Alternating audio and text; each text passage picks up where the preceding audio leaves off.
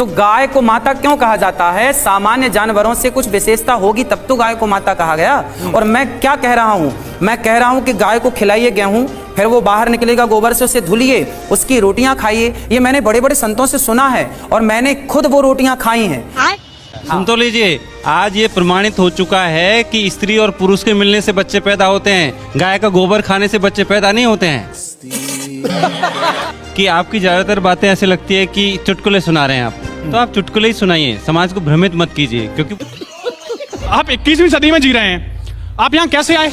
रथ से आए महाराज, या फिर कारवार से आए हैं?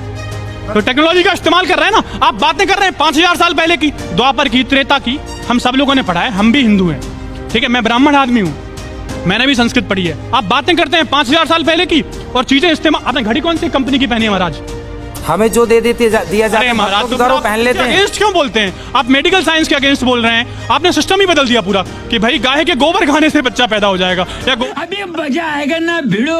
तो दोस्तों, शुरू की क्लिप देखकर आप समझ ही गए होंगे कि आज की वीडियो किस टॉपिक पे होने वाली है।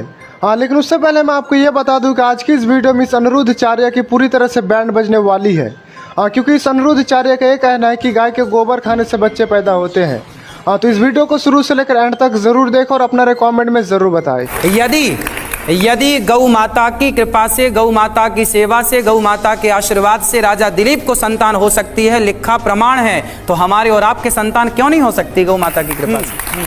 लेकिन गाय की सेवा करना महाराज जी एक बात है। हाँ। और आप गोबर की रोटी खाने की सलाह? गोबर की रोटी नहीं, मैंने खुद खाई है। खाइए आप। मैंने गोबर की रोटी नहीं, वो क्या है, एक प्रोसेस है। गाय के अंदर जब गेहूं जाता है तो आप इसको सर्च कीजिएगा, यूट्यूब पे, गूगल में करिएगा।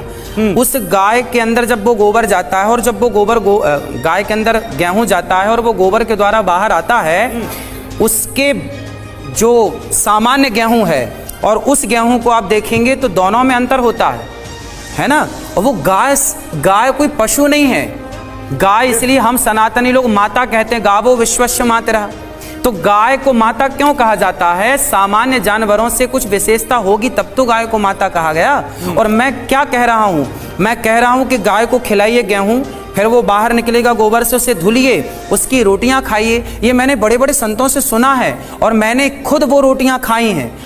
तो यानी इसका मतलब एक तरह से आप मेडिकल साइंस को चुनौती दे रहे हैं। भाई चुनौती हम नहीं दे रहे, हमारी गाय के गोबर का जो गेहूं है वो धुल के खाओ तो संतान की प्राप्ति हो जाएगी। ऐसा मैंने आप क्या कहना चाहेंगे? गाय के गोबर का जो गेहूं है उसे धुलकर खाओ तो संतान की प्राप्ति होगी, क्या है आपके हिसाब से? देखिए, पुरानी किताबों में तो बहुत सारी ऐसी बात